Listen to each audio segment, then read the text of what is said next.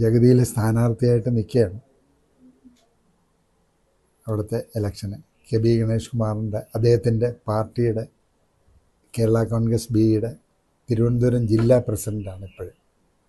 അപ്പം ആകപ്പാടെ ഒരു സീറ്റ് നമ്മുടെ ഇടതുപക്ഷ ഘടകകക്ഷിയുടെ നിലയിൽ തന്നു. അപ്പോൾ അവിടെ ശ്രീ കെ വി ഗണേഷ് കുമാർ പറഞ്ഞത് പൂജപ്പുര അവിടെ നിന്നാൽ മതിയെന്ന്. പൂജപ്പുര നിൽക്കാൻ പറഞ്ഞപ്പോൾ എനിക്ക് അവിടെ ജഗതി എന്ന് പറയുമ്പോൾ എൻ്റെ ചേട്ടനുമായിട്ട് എന്തുമാത്രം ആ പഴയ ഉത്സവമേളമെല്ലാം അപ്പോൾ ഇതുകളൊന്നും മറക്കാനൊക്കാത്ത അനുഭവങ്ങളല്ലേ. അതിൽ പാട്ടൊക്കെ ഓർമ്മയുണ്ട്, ഉത്സവമേളത്തിലെ പാട്ടൊക്കെ. രാമ ശ്രീരാമ തേടി വരുന്നു ഞാൻ, നീ പോകും വഴിയെല്ലാം തേടി വരും. പിന്നെ കുളിരുള്ള പൂമ്പുഴയിൽ കുളിക്കാൻ ലോ ലോ ലോ, അവിടുത്തെ ആ ഒരു ഇത് തന്നെ ഇത് ഇന്നും ജീവിതത്തിൽ മറക്കാനൊക്കെ.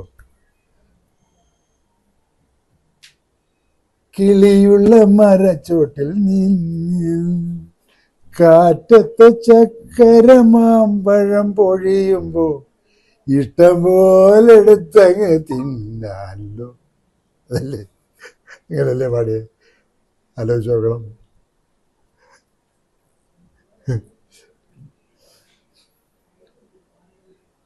അതേപോലെ എത്ര പടങ്ങൾ, സീസൺ, കുയിലാച്ചി എന്ന് പറഞ്ഞ ആ വേഷം. പിന്നെ സത്യപ്രതിജ്ഞയിലെ ചുമ്മാതെ പോകുമ്പോൾ വന്ന് അറസ്റ്റ് ചെയ്യാനായിട്ട് ഒരു പോലീസുകാരനായിട്ടിരിക്കുമ്പോൾ വന്ന് പറയാനായിട്ടില്ലേ, ചുണയുണ്ടെങ്കിൽ എന്നെ അറസ്റ്റ് ചെയ്യുമെന്ന് പറഞ്ഞുകൊണ്ട് കേട്ടിട്ടില്ല. ഇങ്ങനെ എൻ്റെ അദ്ദേഹത്തിനോടൊപ്പം എന്തെന്ത് വേഷങ്ങളാണ് ചെയ്തത്. ഇന്നും ഏറ്റവും കൂടുതൽ ഒരുമയുള്ളത് ഉത്സവമേളത്തിലെ ആ പാട്ട് തന്നെ. പല ഭാഷകളിലാണ് വരണത്. ഒരിടത്ത് ചെല്ലുമ്പം ഉറുദു ആയിരിക്കും കേൾക്കണത്, പിന്നെ ഒരിടത്ത് കന്നഡ ആയിരിക്കും കേൾക്കണത്, പിന്നെ തെലുങ്കായിരിക്കും കേൾക്കണത്. ഇതെല്ലാം ഇടയ്ക്ക് ദുബായിൽ വന്നപ്പം ഉറുദുവാണ് കേട്ടത്. ഇതെല്ലാം ആ പരുവം അനുസരിച്ചിട്ട് എഡിറ്റ് ചെയ്ത് കയറ്റാനായിട്ട് ആ എഡിറ്റർമാരെ സമ്മതിച്ചെന്നാകണം, അല്ലേ ചേട്ടാ?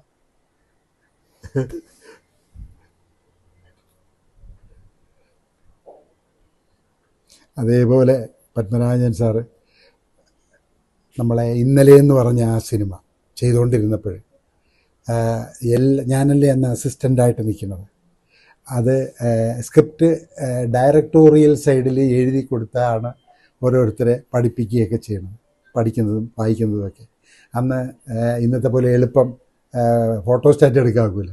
ഇന്ന് കുത്തിയിരുന്ന് എഴുതി 15 പേപ്പറൊക്കെയാണ് കാർബൺ വെച്ച് എഴുതിയെടുക്കുന്നത്. എന്നിട്ട് ഒരു ദിവസം ഞാൻ വെളുപ്പാങ്കാലത്തെ പിന്നെ എഴുതിക്കൊണ്ടല്ലായിരുന്നപ്പം എനിക്കൊരു സംശയം, ചേട്ടൻ്റെ ഡയലോഗ് എഴുതിയിട്ടില്ല. ഇന്നലെ പിന്നെ രംഭ ലോറി കിടക്കുന്നത് അത് ഇതെന്നെല്ലാം പറഞ്ഞുകൊണ്ടൊരു ഒരു തമിഴ് ആളിൻ്റെ വേഷം. അപ്പം ഞാൻ പറഞ്ഞു, സാർ ഇത് എഴുതിയിട്ടില്ല സാർ. എന്ത് സാർ? അത് ജഗതിക്ക് മാത്രമേ ഞാൻ അങ്ങനെ ഒരു ഇതുള്ളൂ, എനിക്ക് എൻ്റെ ഹൃദയത്തിൽ അദ്ദേഹം കടന്ന ആളാണ്, അതുകൊണ്ട് ആ ക്യാരക്ടർ എഴുതുന്നുണ്ട്, അത് അദ്ദേഹം ചെയ്തോളും എന്നാണ് പറഞ്ഞത്.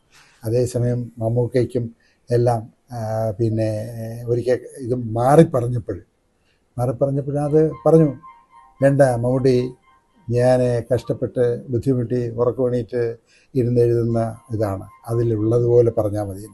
എൻ്റെ ചക്കര ചേട്ടന് മാത്രമേ ആ ഒരു ഇത് തന്നിട്ടുള്ളൂ, ആ ഒരു സ്നേഹവും അധികാരവും എല്ലാം കൊടുത്തിട്ടുള്ളൂ. ഡയലോഗ് സ്വന്തമായിട്ട് പറഞ്ഞെഴുതിയാൽ മറ്റേ സാറിൻ്റെ ഡയലോഗ് ഒരു മനുഷ്യർക്ക് പറയാൻ ഇഷ്ടമല്ല, അത് മാറ്റി പറയാൻ പാടില്ല. കാരണം അദ്ദേഹം വെളുപ്പാങ്കാലത്തൊക്കെ ഇരുന്ന് എഴുതുന്ന ഇതാണ്. അത് മമ്മൂക്കയോട് വളരെ വ്യക്തമായിട്ട് പറഞ്ഞു. മമ്മൂക്കയ്ക്ക് അല്പം ഒരു വിഷമവും വരികയും ചെയ്തു. പിന്നെ മോഹൻലാൽജിയായിട്ട് ഏറ്റവും നല്ല അടുത്ത് അത് വേറെ അത് വേറെ. ആ സീസൺ സമയത്തൊക്കെ എന്നെയും കൊണ്ട് പോകും. കുയിലാച്ചി എന്ന് പറഞ്ഞ ഒരു കണ്ണാടിയെല്ലാം വെച്ച്, സോഡാ കുപ്പി പോലുള്ള ഒരു അടപ്പുള്ള കണ്ണാടിയൊക്കെ വെച്ച് അങ്ങനെ കടലിൻ്റെ കരയിലൂടെ അങ്ങ് നടക്കുന്നതാണ്. എന്നിട്ട് ഞങ്ങൾ കുറേ 3-4 പേര് നിന്ന് ബസ്സിനെ ആക്രമിച്ചിട്ട് കൊണ്ടുപോയിക്കോന്ന് പറയും. മറ്റേ ഇവരെ കയറ്റി വിടണേ അല്ല.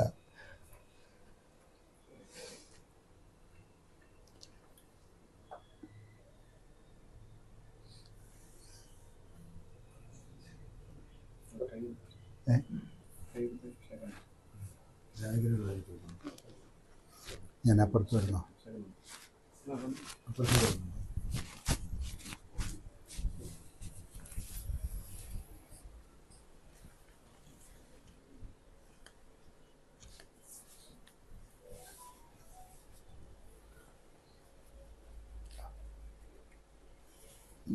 ഞാൻ രാവിലെ ഒരിക്കൽ വന്നിട്ട് പോയി.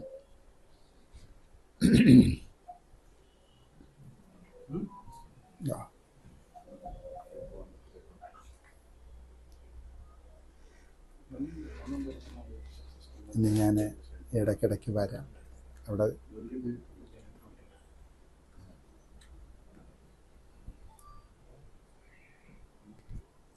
ആ പാട്ട് പാടിയത് ഇഷ്ടമായോ? ഓർമ്മയിലോട്ട് വരുന്നുണ്ടോ? രാമ ശ്രീരാമ എന്നുള്ള പാട്ട് പാടൂല്ലേ? എന്നാലും പാടും. അങ്ങനെയാണ് എൻ്റെ പൊന്നു ചേട്ടൻ ആ പാട്ടെല്ലാം പാടിയ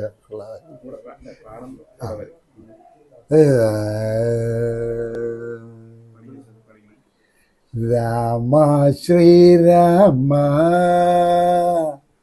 തേടി വരുന്നു ഞാൻ, നീ പോകും വഴിയല്ല ഈ സീത വരും കൂടെ.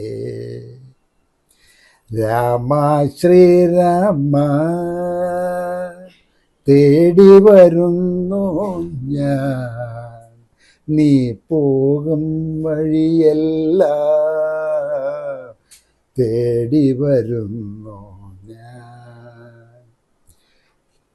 കുളിരുള്ള പൂമ്പുഴയിൽ കുളിക്കാൻ ലോ ലോ ലോ. അതിൻ്റെ ആ ഒരു ഇതാണ് മനോഹരമായിട്ടുള്ളത്. കിളിയുള്ള മരച്ചോട്ടിൽ നിൽക്കല്ലോ, കാറ്റത്ത് ചക്കര മാമ്പഴം പൊഴിയുമ്പോ ഇഷ്ടം പോലെ എടുത്തങ്ങ് തിന്നാലോ. രാമ ശ്രീരാമ തേടി വരുന്നു ഞാൻ, നീ പോകും വഴിയല്ല ഈ സീത വരും കൂടെ എന്ന് പറഞ്ഞ അതൊക്കെ ചേട്ടന് മാത്രമേ ഇടാൻ പറ്റുള്ളൂ. ആ സാധനങ്ങളാ കേട്ടില്ലേ? എന്നും അതിന് എന്തെങ്കിലും ഒരു ഇതുണ്ടോ?